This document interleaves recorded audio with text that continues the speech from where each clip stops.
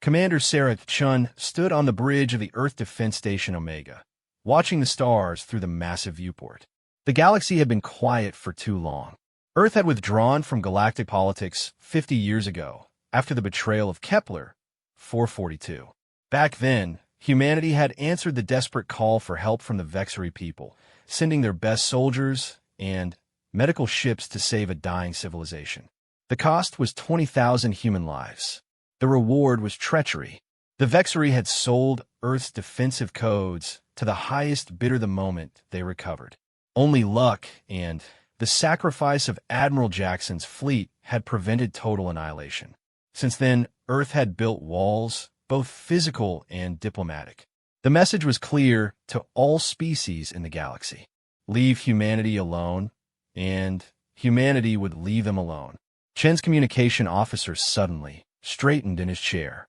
His face went pale as data streamed across his screen. Chun walked over, her boots clicking against the metal floor. The officer looked up at her with wide eyes. "Commander, we're receiving distress signals. Not just one or two, hundreds of them. From every corner of the galaxy." Chun frowned and leaned over to examine the data. The signals were desperate, pleading, begging for help. The Altarian Empire was burning. The Zarathian colonies were falling one by one. Even the proud Nethek Confederation was screaming for aid.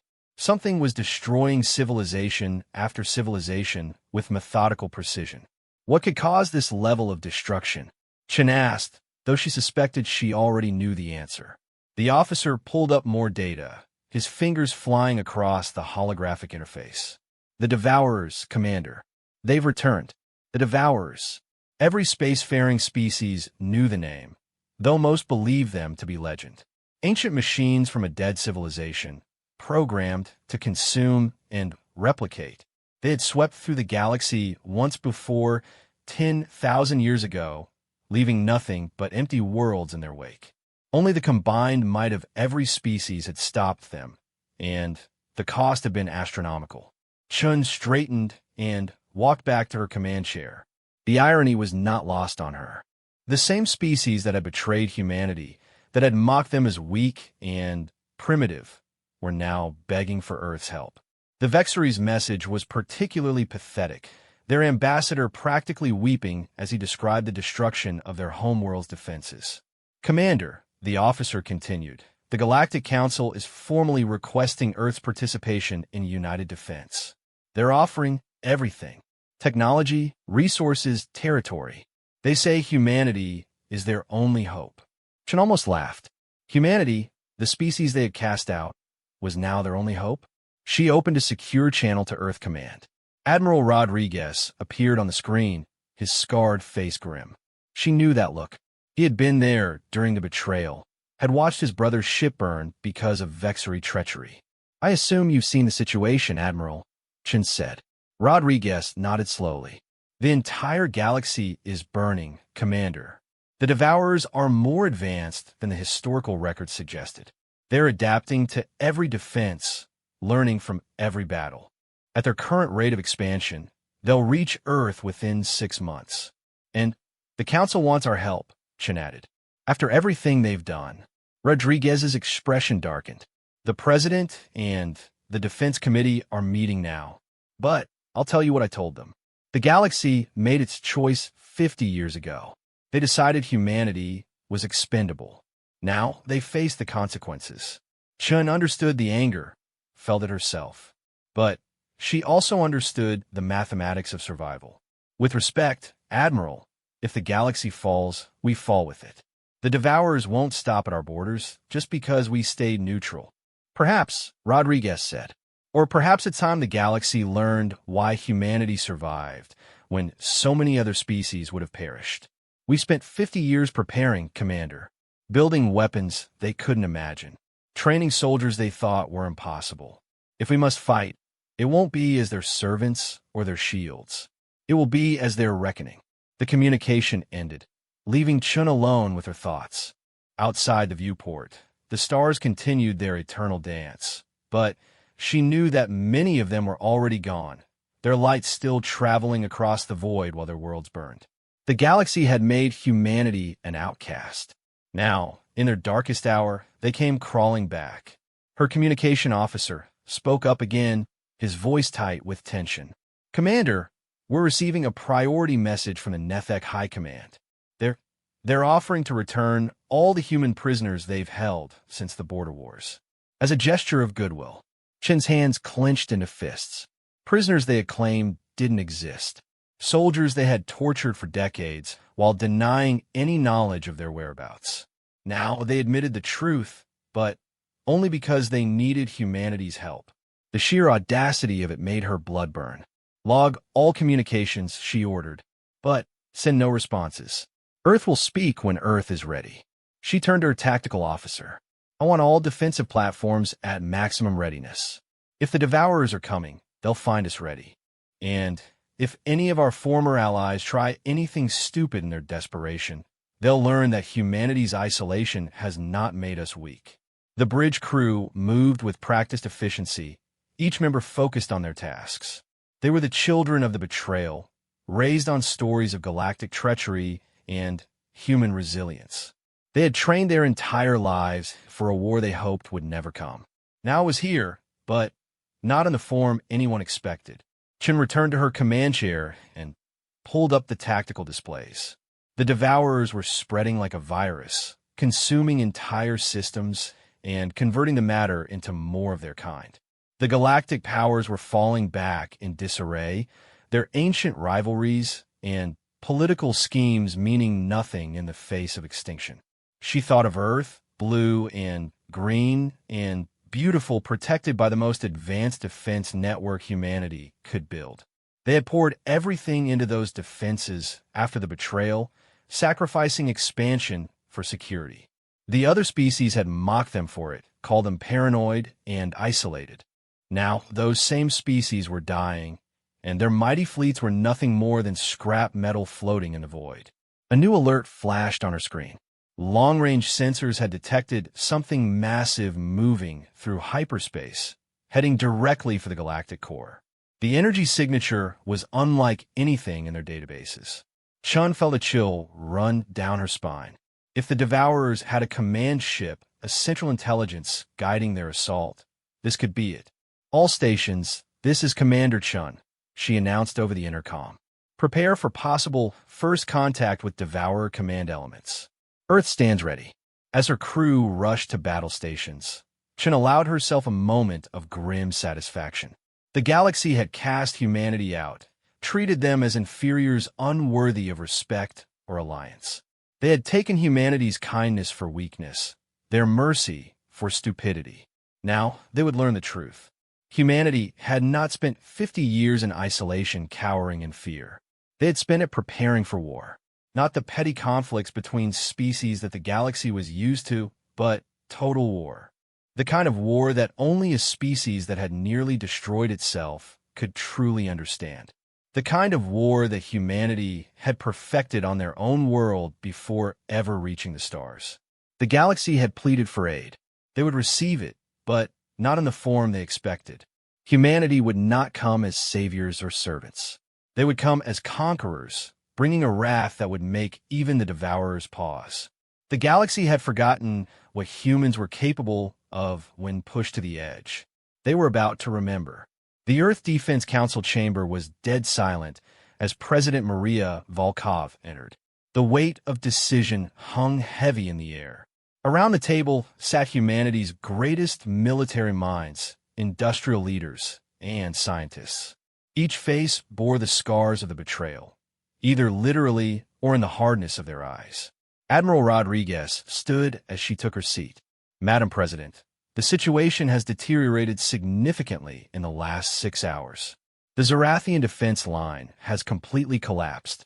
The Devourers consumed 3 of their core worlds, including their primary shipyards. Estimated casualties are in the billions." Volkov nodded slowly. She had reviewed the reports during her flight from New Geneva. The numbers were staggering, but she felt no sympathy. The Zarathians had been among the most vocal in condemning humanity's aggressive defense policies. They had led the economic sanctions that had nearly starved Earth's outer colonies. General Tanaka activated the holographic display in the center of the table. The galaxy spread before them, with red markers showing devourer advancement. It looked like a plague spreading through living tissue.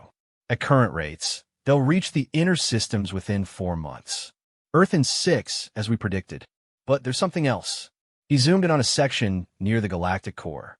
The Vexari have revealed the location of the ancient vault, the repository of pre-collapse technology that they've been hiding for centuries. They're offering us full access if we help them.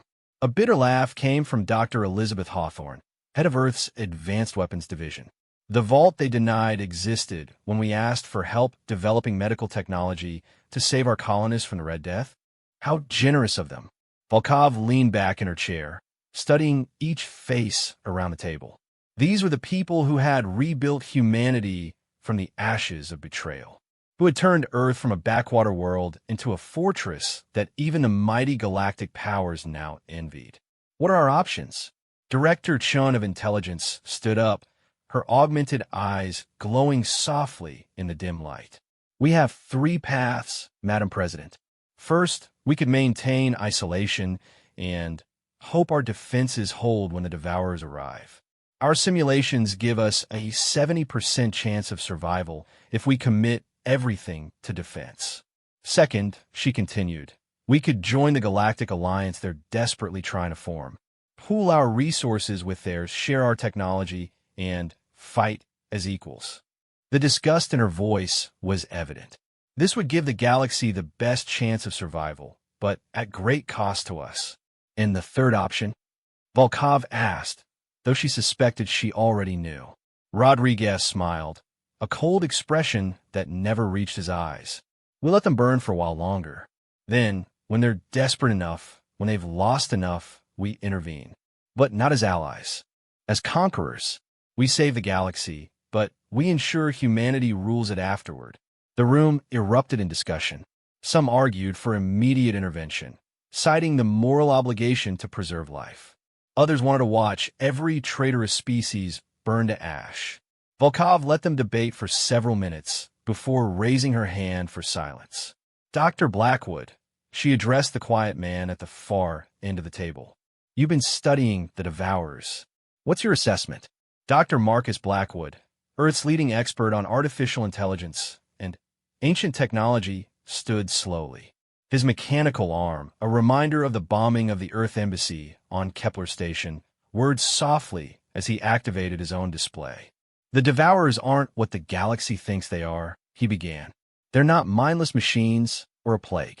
They're a perfectly designed weapon, created by the predecessors to prevent any species from achieving dominance. They activate when certain technological thresholds are crossed. The galaxy crossed that threshold when they began experimenting with quantum reality manipulation. The room fell silent. This was new information, gathered from Earth's secret archaeological sites, places humanity had found and kept hidden from the galaxy's prying eyes. But here's what's interesting, Blackwood continued. The Devourers have a weakness. They can't adapt to technology they've never encountered. And thanks to our 50 years of isolation, of developing technology along paths the galaxy abandoned as inefficient or primitive, we have weapons they've never seen. General Tanaka leaned forward. The mass driver project. Blackwood nodded. Among others. While the galaxy focused on energy weapons and exotic particles, we perfected kinetic weapons. Simple, brutal, and devastating. Our railguns can accelerate projectiles to 90% of light speed. The Devourer's shields are designed for energy absorption. They have no defense against pure kinetic impact. There's more, Dr. Hawthorne added. Project Prometheus is ready. Nanoswarm weapons that attack at the molecular level. Project Titan has produced power armor that makes our soldiers equal to 10 of any other species. And Project Omega. She paused. Project Omega could end this war in days, but the collateral damage would be measured in star systems. Volkov stood and walked to the viewport, looking out at Earth below. The blue marble that had nurtured humanity, that had watched them reach for the stars only to be slapped down by those who arrived first. She thought of the generations who had suffered because of the galaxy's cruelty. The children who had grown up knowing they were outcasts in their own stellar neighborhood. "Admiral Rodriguez," she said without turning. "How many ships do we have?" 2,000 combat-ready vessels, Madam President, plus another 500 in the reserve fleet. The smallest navy in the galaxy by numbers, but each ship is worth 10 of theirs. She turned back to face the room. "And our soldiers?" General Tanaka straightened with pride. 5 million active duty, all volunteers. Each one trained from childhood in combat, strategy, and survival. The galaxy calls them super soldiers. We call them humanity's children. Volkov returned to her seat, her decision made. We will not join their alliance. We will not share our technology.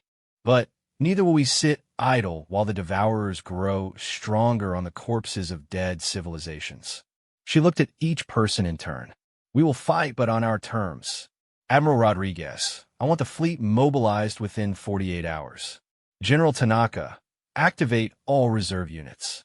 Dr. Hawthorne, prepare projects Prometheus and Titan for deployment. And Project Omega? Hawthorne asked. Remains our last resort, Volkov replied. Director Chun, I want you to open a single communication channel. Not to the Galactic Council, but to the individual species. Make them compete for our aid. Let them offer everything they have. Make them understand that humanity's help comes with a price. Chun smiled. Divide and conquer. They'll tear each other apart, trying to secure our favor. Exactly. They showed us their true nature 50 years ago. Now we'll use it against them. Volkov stood, and everyone rose with her. Humanity has been forged in the fires of betrayal and isolation. We emerged stronger than they could imagine. Now it's time to show the galaxy what they created when they cast us out. As the council dispersed to implement her orders, Volkov remained behind with Rodriguez. The old admiral looked at her with something like paternal pride. Your father would be proud. He always said this day would come. Her father had died during the betrayal, commanding the ship that held the line long enough for the colony's ships to escape. She wore his insignia on her collar, a reminder of the price of trust. The galaxy wanted to exclude humanity from their grand civilization. They're about to learn that they excluded themselves from ours. Outside, the first ships of Earth's fleet began to power up. Sleek vessels built not for show, but for war. Their hulls were scarred from decades of testing, their weapons refined through countless simulations. They bore names like Vengeance, Retribution, and Never Forget, each one crewed by humans who had grown up knowing the galaxy despised them. In the research labs, scientists made final preparations to weapons the galaxy had deemed impossible.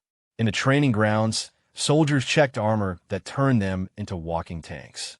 In the strategic command centers, tacticians studied devourer movement patterns and planned humanity's entrance into the war. The galaxy had made its choice long ago. They had decided humanity was unworthy of respect, of alliance, of basic dignity. They had taken humanity's olive branch and set it on fire. Now they would face the consequences of creating an enemy they couldn't afford to have. Earth communication arrays powered up, ready to receive the desperate offers from dying civilizations.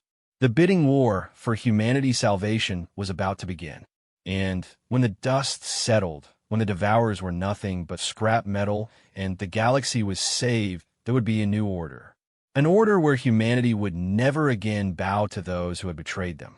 Where Earth would stand not as a member of galactic civilization, but as its master. The galaxy had pleaded for aid. They would receive it, wrapped in the iron fist of humanity's wrath. The stars themselves seemed to dim as Earth's war machine awakened from its long slumber. 50 years of preparation, of advancement in shadows, of nursing the wounds of betrayal. Now it was time for the galaxy to learn what humans had always known. That sometimes the greatest enemy is the one you create yourself.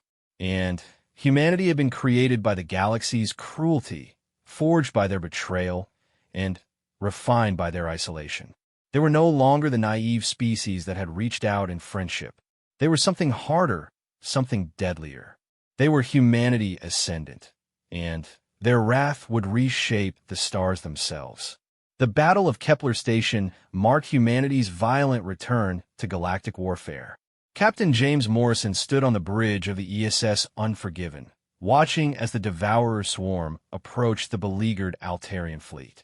The insectoid species have been among the most arrogant during humanity's isolation, constantly probing Earth's defenses and mocking their primitive technology. Now, their crystalline ships were being torn apart like paper. "Captain, the Altarian commander is hailing us again," his communication officer reported. "He's begging, sir." Morrison felt no satisfaction in their desperation, only cold purpose. "Let him wait." "Tactical. Are our weapons locked on target?" "Yes, sir." "Mass drivers charged and ready." "The Devourers haven't detected us yet." That was the beauty of human stealth technology. While the galaxy had focused on energy signatures and quantum detection, humans had perfected the art of simply being invisible to sensors. Their ships ran cold and dark, undetectable until they chose to reveal themselves. "Sir," his first officer, Commander Lisa Park, stepped beside him. "The Altarians have sweetened their offer.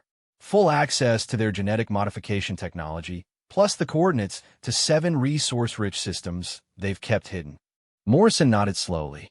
The bidding war Director Chun had orchestrated was bearing fruit. Each species, faced with extinction, was offering treasures they had hoarded for millennia. Technology, resources, secrets, even entire populations as servants. They were selling their souls for salvation, just as Earth had predicted. "Signal the fleet," Morrison ordered. "Attack pattern Omega-7. Let's show these machines what human engineering can do." 200 human vessels dropped their stealth systems simultaneously, appearing like ghosts from the void.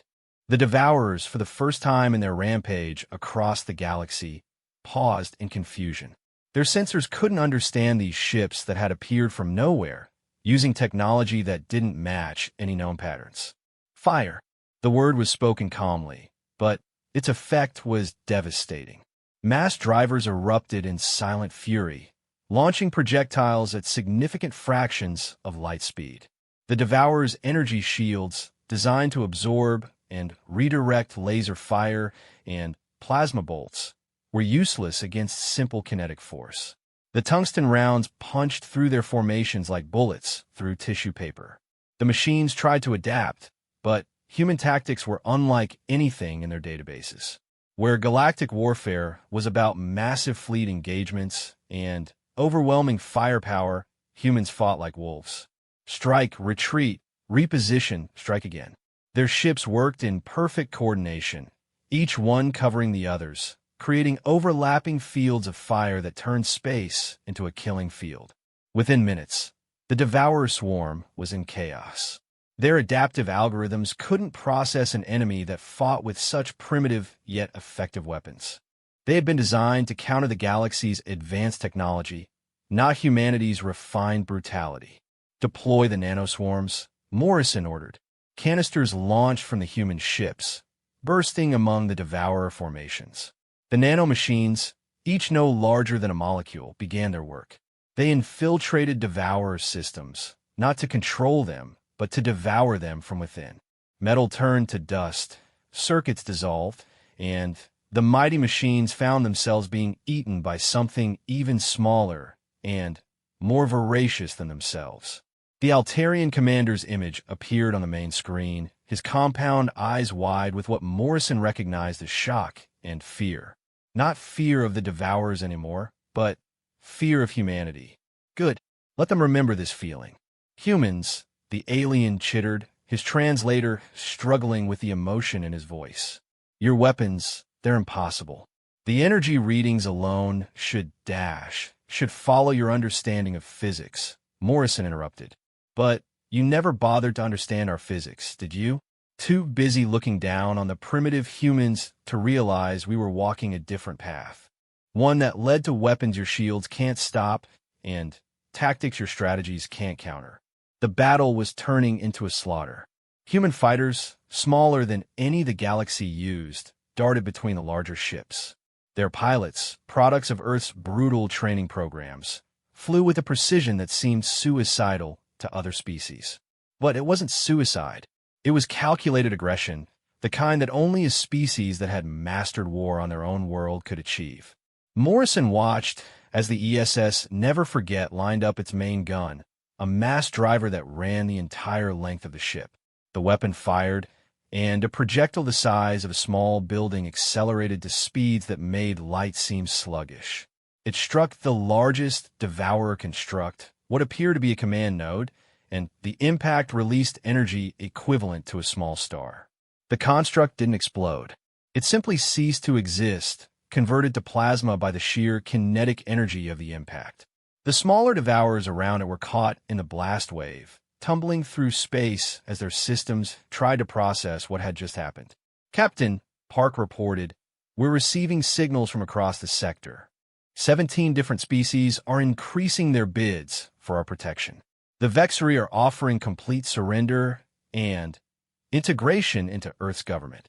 "Too little, too late," Morrison muttered. He opened a channel to the fleet. "All ships execute Phase 2. Show them Project Titan." Drop pods launched from the human carriers, streaking toward the remaining Devourer constructs. Inside each pod was a single human soldier, encased in power armor that represented the pinnacle of Earth's technology. As the pods impacted on Devourer hulls, the soldiers emerged like ancient gods of war. Each suit stood 3 meters tall, powered by miniature fusion reactors, and armed with weapons that could level cities. But more than that, they were piloted by humans who had been trained from birth for this moment. Soldiers who had grown up in the shadow of betrayal, who had channeled their anger into becoming the perfect weapons. Morrison watched through the tactical feeds as the soldiers tore through Devourer constructs from within. Sergeant Shin ripped apart a control node with her armor's bare hands. Corporal Jackson planted antimatter charges that deleted entire sections of enemy ships. Lieutenant Petrova used her suit's built-in mass drivers to create exit wounds the size of shuttles. The Devourers tried to respond, but they had been designed to fight ships, not individual warriors who could match their strength. Their internal defenses were useless against humans who moved faster than their targeting systems could track, who struck with force that their armor couldn't withstand. "This is impossible," the Altarian commander whispered, still on the communication screen. "No species should be capable of this level of warfare." Morrison turned to face him fully. "No species that had the luxury of peace, you mean? No species that spent their time playing politics and trading favors. But humanity? We spent 50 years preparing for war. Real war. Not the ceremonial battles you call conflicts, but the kind of total warfare that ends with one side extinct." He gestured to the tactical display, where red markers were disappearing at an alarming rate. "You created this. All of you. When you betrayed us, when you isolated us, you forced us to become something harder, something deadlier. We couldn't afford your version of civilization, so we built our own. One based on survival, on strength, on the simple truth that in this universe, you can only trust your own kind." The battle was ending. The Devourer swarm that had destroyed a dozen civilizations was being methodically exterminated by a force a fraction of its size. Human efficiency in warfare was something the galaxy had never seen, because the galaxy had never pushed humanity to reveal it. "Captain," his weapons officer called out, "the Devourer command ship is trying to retreat into hyperspace." Morrison smiled, the first genuine expression he'd shown since the battle began. "Activate the gravity anchors.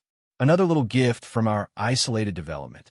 Let's see them try to run when space itself holds them in place." The fleeing Devourer construct suddenly lurched to a stop, caught in artificial gravity wells generated by specialized human ships. It was another technology the galaxy had deemed impossible, too energy-intensive to be practical. But humans had made it work through sheer determination and a different approach to physics. "All ships, concentrate fire on the command unit. Let's send a message to whatever's controlling these things." The combined firepower of the human fleet focused on a single point. Mass drivers, antimatter missiles, nanoswarms, and weapons the galaxy didn't even have names for all struck simultaneously. The Devourer command ship lasted exactly 7 seconds before being reduced to its component atoms. As the debris field expanded, Morrison noticed something interesting on the sensors. The remaining Devourers across the galaxy had stopped their advance. They were retreating, pulling back from every front. The destruction of a single command unit had caused a systemic withdrawal. "Sir," Commander Park said quietly, "we've won. Not just this battle. Initial reports suggest the Devourers are retreating galaxy-wide. We found their weakness." Morrison felt no triumph, only grim satisfaction. The first phase was complete. Humanity had shown the galaxy a fraction of their true power, and already the balance had shifted. The desperate pleas for help were turning into desperate pleas for mercy. Species that had spent decades mocking humanity were now offering everything they had just to be under Earth protection. "Open a channel to Earth Command," he ordered. "Tell President Volkov that Operation Reckoning is proceeding as planned. The galaxy knows we can fight. Now it's time to show them we can conquer." He turned back to the viewport, where the wreckage of the Devourer fleet floated like a monument to human capability. In the distance, the Altarian ships hung motionless, their crews undoubtedly struggling to process what they had witnessed. They had called for aid, and aid had come. But it had come in the form of humanity's wrath, refined and focused through 50 years of preparation. "Signal all ships," Morrison commanded. "We proceed to the next target. The Vexery homeworld requires our assistance." As the human fleet prepared to jump to hyperspace, Morrison allowed himself one moment of reflection. The galaxy had created the very weapon that would now reshape it. They had forged humanity in the fires of isolation and betrayal, never realizing they were creating their own successor. The age of the old galactic order was ending. The age of humanity had begun, and it would be written in the ashes of those who had wronged them. The Grand Chamber of the Galactic Council had never been so quiet. Where once thousands of representatives had debated and schemed, now fewer than 100 remained. The rest were dead, their worlds consumed by the Devourers or conquered by the rising tide of humanity's expansion. At the center of it all stood President Maria Volkov, flanked by Admiral Rodriguez and General Tanaka. The Vexery Prime Minister huddled in what had once been his species' place of honor, his scales dulled with fear and exhaustion. Beside him, the Altarian Hive Commander chittered nervously. The Zarathian Republic was represented by a junior diplomat. All their senior leadership had died, defending their capital. The mighty had fallen, and in their place stood humanity. "The terms are simple," Volkov spoke, her voice carrying through the chamber with cold authority. "Complete integration into the Terran hegemony. Your fleets will be commanded by human officers. Your worlds will be governed by human administrators. Your technology will be shared freely with Earth. In exchange, you receive our protection from the Devourers and any future threats." The Nefek ambassador, once proud and defiant, rose on shaking legs. "This is slavery by another name. You speak of protection, but offer only subjugation." Rodriguez stepped forward, his cybernetic eye focusing on the alien with mechanical precision. "Slavery? You kept human prisoners for 40 years and called it justice. You denied medical aid to our colonies and called it politics. You betrayed our trust and called it necessity. What we offer is mercy, more than you ever showed us." "But we had no choice," the Vexery Prime Minister pleaded. "The old council threatened our trade routes if we didn't comply with the sanctions. We were forced to choose between economic survival and dash, and you chose to let human children starve," General Tanaka interrupted. "You chose to sell our defensive codes. You chose to mock our ambassadors and reject our friendship. Every species in this room made choices. Now you live with the consequences." Volkov raised a hand, silencing her commanders. She walked among the assembled representatives, each one shrinking back as she passed. These were the beings who had once ruled the galaxy, who had decided humanity's fate with casual indifference. Now they waited for her words like condemned prisoners awaiting judgment. "Let me tell you what happened while you were building your grand alliance against the Devourers," she began. "Human fleets struck 17 key Devourer production facilities. We identified their command structure, something your greatest minds couldn't accomplish in weeks of fighting. We developed countermeasures to their adaptation algorithms. We did in days what you couldn't do in months. She stopped before a holographic display showing the current state of the galaxy. Human-controlled space had expanded from a single system to nearly a third of inhabited space.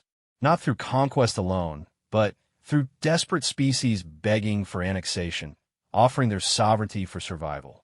The Devourers are contained, but not defeated, Volkov continued. Our analysts estimate it will take another 6 months to completely eliminate them. 6 months during which your remaining worlds will either burn or accept our protection. The choice, as always, is yours. What of those who have already joined you? Asked the Korvax representative, one of the few species that had maintained neutrality during humanity's isolation. What has become of them? Dr. Elizabeth Hawthorne entered the chamber, her presence causing several representatives to step back.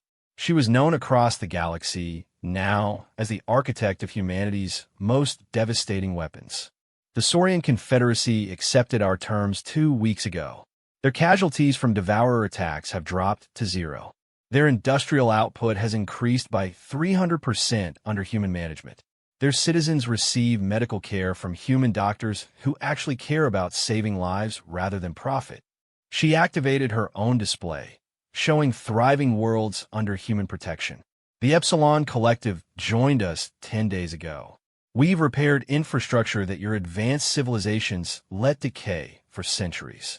Their children are attending schools where they learn actual science, not the watered-down versions you taught to maintain technological superiority. Propaganda, the Nethek ambassador spat. You paint pretty pictures while installing your soldiers on every corner. Yes, we have soldiers on every corner, Rodriguez admitted without shame. Soldiers who prevent the kind of species-based violence you allowed to flourish. Soldiers who ensure food reaches the hungry instead of being hoarded by the elite. Soldiers who enforce laws equally, regardless of species or status. If that's oppression, it's a kinder oppression than your freedom ever was. The chamber erupted in arguments. Some representatives demanded better terms.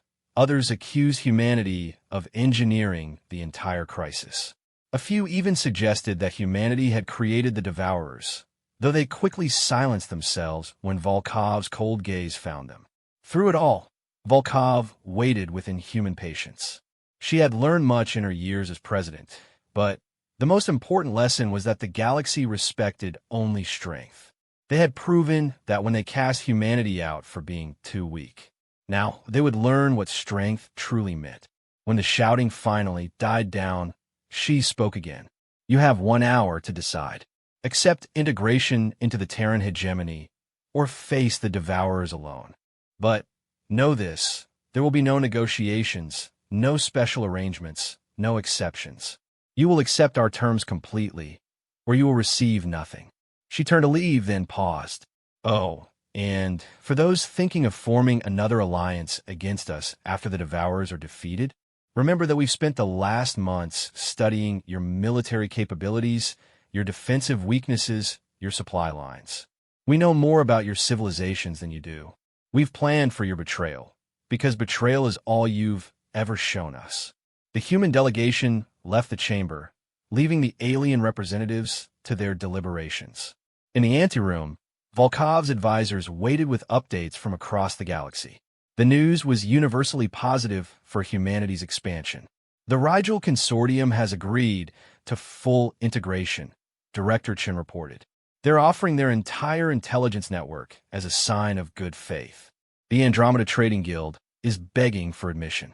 They've even offered to dissolve their charter and reform under Earth law. Volkov nodded, unsurprised.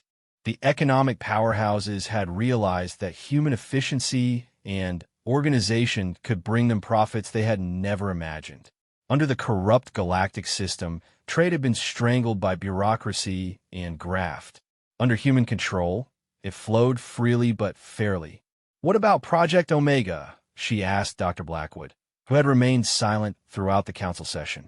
The scientist looked troubled. It's ready, Madam President. But I must again express my concerns. The weapon will work, of that I have no doubt.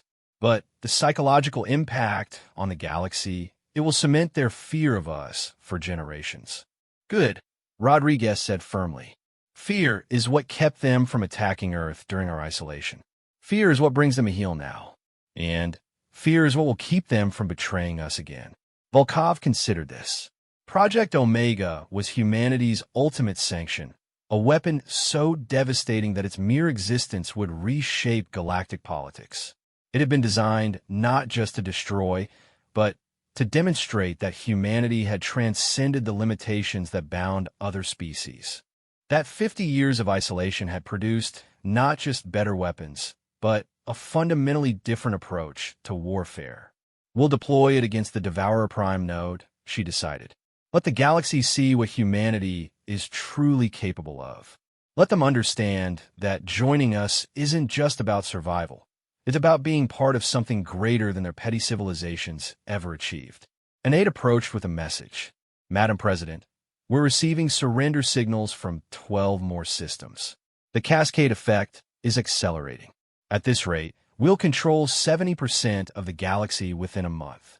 Volkov felt the weight of history on her shoulders. Humanity had gone from outcasts to overlords in a matter of weeks. The transformation was stunning, but she knew it was only the beginning.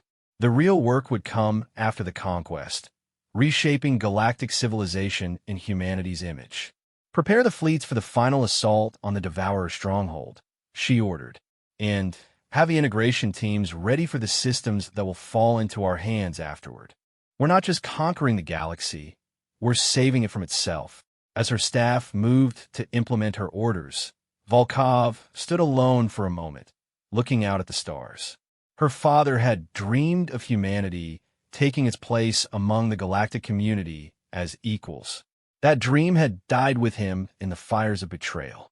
But from those ashes had risen a new dream, not of equality, but of supremacy. The galaxy had taught humanity that kindness was weakness, that mercy was foolishness, that trust was stupidity. They had been excellent teachers. Now humanity would return the lesson 1,000-fold. The weak would be protected, but only under human rule.